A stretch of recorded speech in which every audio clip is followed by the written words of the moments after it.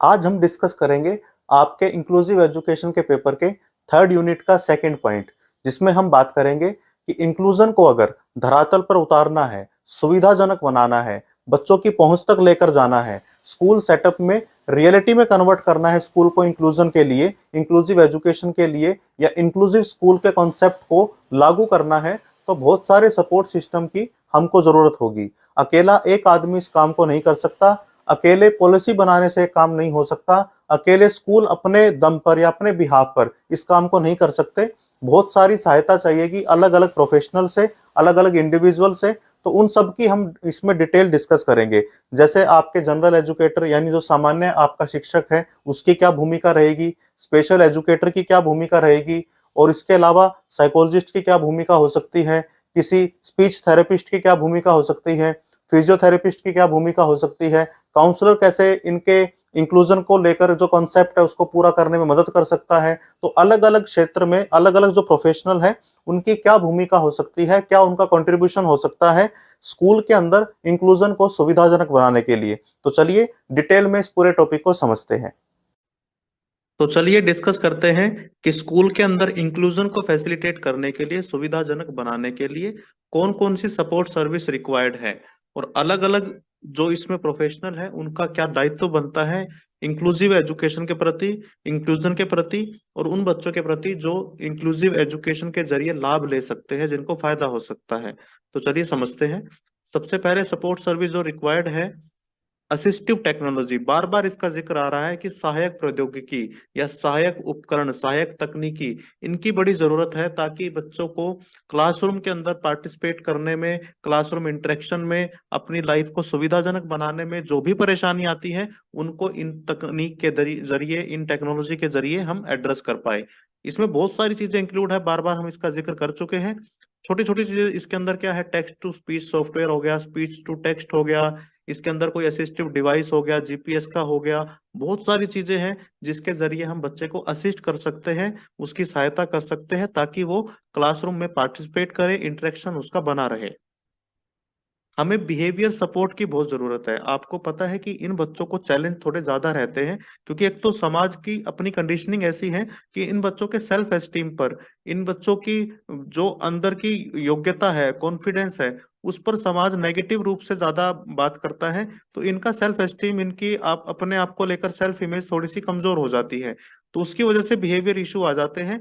तो हमारे पास ऐसे ट्रेंड प्रोफेशनल होने चाहिए जो इनको सपोर्ट करे, इनको पॉजिटिव रीइंफोर्समेंट स्ट्रेटेजी के साथ डील करे, सोशल स्किल की इनको ट्रेनिंग दे, फंक्शनल बिहेवियर जो इनका है उसको असेसमेंट उसकी करे, और उसके हिसाब से इनमें मॉडिफिकेशन कहाँ जरूरत है, कैसे जरूरत है, उस पर बात करें। देखिए सारी चीजें डिपेंड करती है कि हम इन बच्चों से कैसा व्यवहार करते हैं, क्योंकि जो समाज की कंडीशनिंग है कहीं ना कहीं वो इन्हें बेचारा, हारा, इस तरह का इंसान मान लेती है। हमें वो नहीं करना।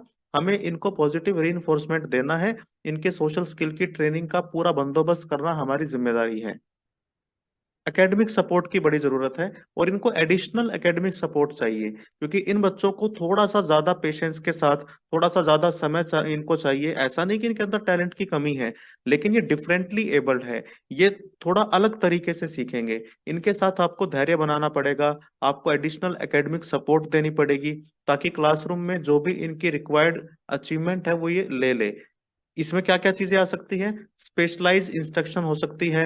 बहुत सारा ऐसा आपका स्टडी कंटेंट होता है जो दूसरे बच्चे को इजीली समझ में आ जाता है, लेकिन इनको थोड़ा था उसके लिए अलग टेक्निक यूज करनी पड़ती है। कस्टमाइज टीचिंग ट्रेनिंग हमारे लिए जरूरी है अगर हम इनको पढ़ाएंगे, तो वो जरूरत है। टाइम अगर टेस्ट का है, थोड़ा सा इनको ज्यादा टेस्ट में टाइम दे दिया जाए, मॉडिफिकेशन कर दी जाए करिकुलम में इनकी नीड के अकॉर्डिंग भी, ताकि इनको लगे करिकुलम में कुछ हिस्सा हमारा भी है, हमारे लायक भी कुछ करिकुलम में है। तो छोटे छोटे चेंजेस करके आप इनको एकेडमिक सपोर्ट दे सकते हैं। अब इनका क्या रोल रहेगा, जो अलग अलग प्रोफेशनल इनके साथ डील करेंगे उस पर बात कर लेते हैं। सबसे पहले जो जनरल एजुकेटर है, जो इनका सामान्य जो टीचर है, उसके लिए क्या है, पहला तो वो लेसन प्लान ऐसा बनाए जो कि इनकी नीड के अकॉर्डिंग उसको वो मॉडिफाई करे, उसको कस्टमाइज करे। क्योंकि आपकी क्लासरूम में एक तरह का बच्चा नहीं बैठा है, एक तरह के आईक्यू का बच्चा नहीं बैठा, अलग अलग तरह के आईक्यू के बच्चे बैठे हैं। किसी को लर्निंग डिसेबिलिटी भी हो सकती है, किसी को कोई और दिक्कत हो सकती है, फिजिकली किसी को दिक्कत है। तो आपको अपना लेसन प्लान बनाते टाइम सबको दिमाग में रखना है। और इस तरह उसे अलाइन करना है उन बच्चों की उनकी नीड के साथ कि आपका लेसन प्लान मैक्सिमम बच्चों तक पहुंच जाए। उसके बाद आपको जो इन बच्चों को प्रोग्रेस को मॉनिटर करने का काम है वो बड़े अच्छे से करना है। आपको इनके अंदर का क्या टैलेंट है उसे भी पहचानना है, कहाँ पर लर्निंग गैप है उसे भी पहचानना है। आपको जब तक पहचान नहीं होगी कि बच्चे की नीड क्या है, उसे कहाँ पर गैप आ रहा है लर्निंग में, तब तक आप अपने लेसन प्लान को अलाइन भी नहीं कर पाएंगे इनकी नीड के अकॉर्डिंग। तो ये आपको बड़े ध्यान से करना है, इनकी प्रोग्रेस को मॉनिटर बहुत ध्यान से करना है। आपको दूसरे एजुकेटर के साथ कोलैबोरेट करना है। आपको जो दूसरा कोई प्रोफेशनल आपको लगता है हेल्प कर सकता है इंक्लूजन के लिए, इंक्लूजन का मतलब है दोनों तरह के बच्चे, तो उसके आपको सपोर्ट जहां भी चाहिए आपको उससे बात करनी है, और उसके लिए आपको हेजिटेट नहीं करना। अब स्पेशल एजुकेटर का काम थोड़ा सा इंक्लूसिव एजुकेशन में बढ़ जाता है, क्योंकि उसको बच्चों के लिए इंडिविजुअलाइज्ड एजुकेशन प्लान बनाने पड़ते हैं। यानी उसे क्योंकि ट्रेनिंग है, वो अपनी फील्ड का एक्सपर्ट है, कोई वीआई को लेकर, कोई एचआई को लेकर, कोई एमआर को लेकर, उन्हें अच्छे से पता है इन बच्चों से कैसे डील करना है, क्योंकि उनकी ट्रेनिंग उसी के अकॉर्डिंग हुई है। तो इनको वो स्पेशलाइज्ड इंस्ट्रक्शन इन बच्चों को देनी है, और इनको हेल्प करनी है क्लासरूम के अंदर जिस भी तरह की दिक्कत इनको आती है, क्योंकि आप स्पेशल एजुकेशन के टीचर हैं, स्पेशल एजुकेटर हैं, तो आपको इनके बारे में थोड़ा ज्यादा पता है। तो आपको इनके क्लासरूम टीचर के साथ कोलैबोरेट करके इनको पूरी तरह से सपोर्ट देने का काम करना है। अगेन वही सपोर्ट सिस्टम के लिए आपको कोलैबोरेशन करना पड़े, आपको प्रोफेशनल की मदद लेनी पड़े, सब कुछ करना है, लेकिन इनको इनकी सफलता तक पहुंचाना जिम्मेदारी है। अब ऑडियोलॉजिस्ट या स्पीच थेरेपिस्ट आते हैं, इनका क्या काम है? सबसे पहले तो ये पहचान ले कि बच्चे का कम्युनिकेशन डिसऑर्डर कैसा है, उसकी पहचान करना। मतलब उसको सुनने में दिक्कत है, बोलने में दिक्कत है, या किस तरह की दिक्कत उसे है, उसकी पहचान करना। उसके हिसाब से उसके ट्रीटमेंट प्लान को इम्प्लीमेंट करना, डेवलप करना और इम्प्लीमेंट करना, ताकि उसकी कम्युनिकेशन एबिलिटीज को बढ़ाया जा सके। क्योंकि आप अपने फील्ड के स्पेशलिस्ट है, स्पीच थेरेपिस्ट या ऑडियोलॉजिस्ट जो है वो पहले क्या करेंगे, इनको देखेंगे कि कहाँ पर दिक्कत है, उसके हिसाब से इनका प्लान डेवलप करेंगे, ट्रीटमेंट प्लान, और उसे इम्प्लीमेंट भी करेंगे। कोलेबरेशन करेंगे दूसरे एजुकेटर के साथ। स्पेशल एजुकेटर हो सकता है, इनका सब्जेक्ट टीचर हो सकता है। पेरेंट्स के साथ कोलैबोरेशन करेंगे ताकि पेरेंट्स बता पाए कि घर में इनका बिहेवियर कैसा है, क्योंकि पेरेंट्स के बिना, मैं बार बार बोलता हूं कि एक टेबल पर सबको बैठने की जरूरत है अगर हमें इंक्लूसिव एजुकेशन की बात करनी है और उसे धरातल पर उतारना है, उसे सच्चाई में अगर इम्प्लीमेंट करना है। तो पेरेंट्स हो गए, स्पेशल एजुकेटर हो गए, मनोवैज्ञानिक हो गए, आपके सामान्य टीचर हो गए, सबको एक टेबल पर बैठने की जरूरत है, ताकि इनके लिए इनके कस्टमाइज प्लान हम बना पाए और इनको उनके यात्रा में हम जितना हो सकता है सहयोग कर पाए। फिजियोथेरेपिस्ट की बहुत जरूरत होती है अगर हम इंक्लूजन की बात करते हैं, क्योंकि फिजिकल अगर कोई डिसेबिलिटी है, फिजिकली बच्चे को दिक्कत आ रही है, तो उसको फिजियोथेरेपिस्ट अच्छे से डील कर सकते हैं, क्योंकि वो स्पेशलाइज होते हैं अपने प्रोफेशन के। उसी के हिसाब से वो फिर इनके लिए ट्रीटमेंट प्लान, जो प्लान होंगे वो डेवलप करेंगे, उसे इम्प्लीमेंट करेंगे, ताकि जो फिजिकल एबिलिटी है उसको इम्प्रूव किया जा सके और इनका जो पेन पॉइंट है उसे रिड्यूस किया जा सके। तो ये काम करेंगे फिजियोथेरेपिस्ट, तो इनका भी होना बहुत जरूरी है। आप देख सकते हैं कि अगर हम इंक्लूसिव इंक्लूसिव एजुकेशन की बात कर रहे हैं, तो स्कूल का माहौल कितना बदल रहा है। स्कूल बिल्कुल अलग लेवल पर चले जाएंगे, सारे प्रोफेशनल एक छत के नीचे बैठ के काम करेंगे, तभी इंक्लूजन पॉसिबल है। अदरवाइज ये सिर्फ हवाई बातें रह जाएगी, ये सिर्फ बोलने की बातें रह जाएगी। अगेन इनको भी कोलैबोरेशन करने की जरूरत है, पेरेंट्स के साथ, एजुकेटर के साथ, अलग अलग इंडिविजुअल जो प्रोफेशनल है उनके साथ, ताकि क्लासरूम में बच्चों को मैक्सिमम सपोर्ट ये लोग दे पाए। ऑक्यूपेशनल थेरेपिस्ट होते हैं जो इनके बच्चे की क्लासरूम एबिलिटी क्या है, पार्टिसिपेशन में कहाँ उसको दिक्कत आ रही है, फंक्शनल लिमिटेशन क्या है उसकी, पहले उसको पहचानते हैं, उसको डायग्नोज करते हैं। उसके बाद उन्हीं के हिसाब से फंक्शनल एबिलिटीज को इम्प्रूव करने के लिए, जैसे फाइन मोटर स्किल है, सेंसरी प्रोसेसिंग है, इसको इम्प्रूव करने के लिए एक प्लान डेवलप करते हैं और उसको इम्प्लीमेंट करते हैं। इससे अगेन काम तीन करने हैं, पहले पहचानना है, उसके हिसाब से प्लान को डेवलप करना है, इंप्लीमेंट करना है, और कोलैबोरेशन करना है अलग अलग एजुकेटर और पेरेंट्स के साथ।